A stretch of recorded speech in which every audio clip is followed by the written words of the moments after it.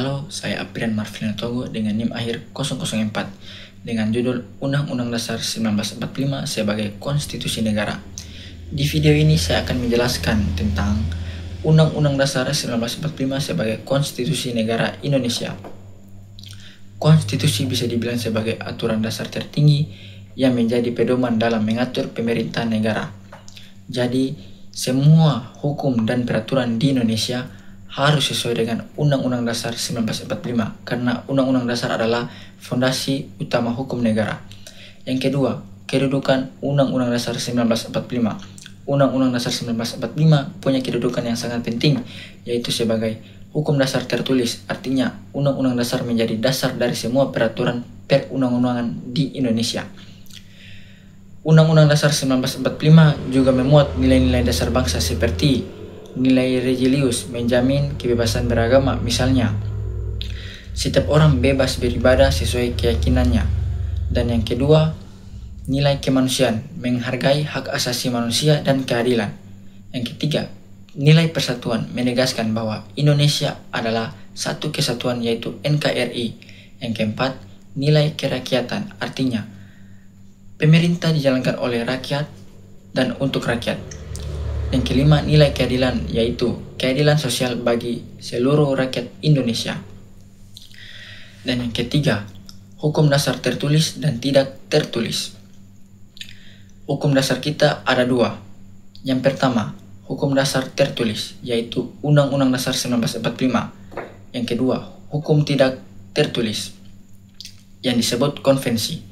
Konvensi itu adalah kebiasaan dalam pemerintah yang tidak tertulis di Undang-Undang Dasar, tetapi dijalankan.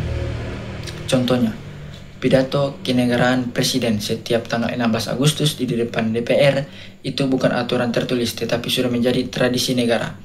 Contoh lain, pidato Presiden tentang RAPBN di awal tahun, itu juga termasuk konvensi. Yang keempat, struktur pemerintahan sebelum dan sesudah amandemen. Sebelum amandemen, sistem pemerintahan kita agak berbeda.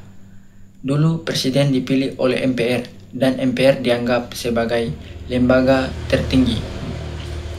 Tetapi setelah 4 kali amandemen Undang-Undang Dasar 1945 tahun 99 sampai 2002, sistemnya berubah jadi lebih demokratis. Sekarang presiden dan wakil presiden dipilih langsung oleh rakyat setiap 5 tahun. Kita juga punya lembaga baru seperti DPD, Mahkamah Konstitusi, dan Komisi Yudisial. Tujuannya supaya kekuasaan tidak terpusat tapi saling mengawasi, istilahnya check and balance. Yang kelima, isi pokok Undang-Undang Dasar 1945 hasil amandemen. Setelah amandemen, Undang-Undang Dasar 1945 terdiri dari 21 bab dan 73 pasal. Isinya meliputi bentuk negara Republik Indonesia, kedaulatan rakyat, pembagian kekuasaan antara eksekutif, legislatif, yudikatif, pemerintahan daerah, hak asasi manusia, dan juga tujuan nasional Indonesia. Contohnya, di pembukaan Undang-Undang Dasar 1945 disebut bahwa tujuan negara adalah melindungi segenap bangsa Indonesia, mencerdaskan kehidupan bangsa dan mewujudkan keadilan sosial. Yang keenam, lembaga-lembaga negara. Menurut Undang-Undang Dasar 1945, lembaga negara dibagi menjadi 4 kelompok, yaitu yang pertama, eksekutif, yaitu presiden dan wakil presiden yang menjalankan pemerintahan. Contohnya, presiden mengangkat menteri dan membuat kebijakan nasional. Dan yang kedua, legislatif, yaitu DPR, DPD, dan MPR yang membuat undang-undang. Yang ketiga, yudikatif, MA, MK, dan KY yang berperan menegakkan keadilan. Dan yang keempat, independen, yaitu BPK yang melaksanakan keuangan negara. Semua lembaga ini setara dan saling mengawasi, biar tidak ada kekuasaan yang mutlak. Yang ketujuh, hak asasi manusia atau HAM. Selanjutnya, hak asasi manusia atau HAM. Menurut Undang-Undang Nomor 39 Tahun 99, HAM adalah hak dasar yang melekat pada manusia sejak lahir dan wajib dilindungi oleh negara.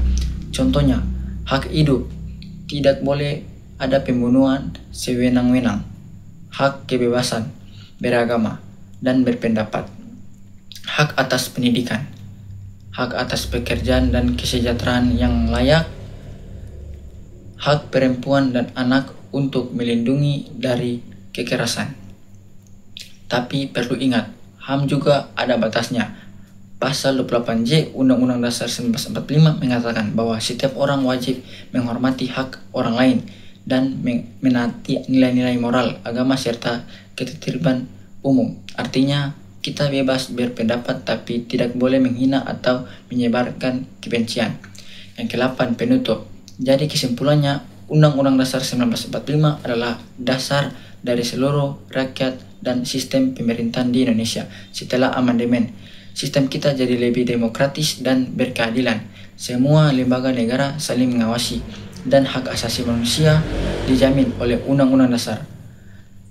Sebagai warga negara, kita harus menjalankan isi Undang-Undang Dasar 1945 dalam kehidupan sehari-hari. Misalnya, dengan menaati hukum, ikut menjaga persatuan, dan menghargai perbedaan. Terima kasih sudah menonton video saya. Semoga penjelasan ini membantu kita memahami pentingnya Undang-Undang Dasar 1945 sebagai konstitusi negara Indonesia.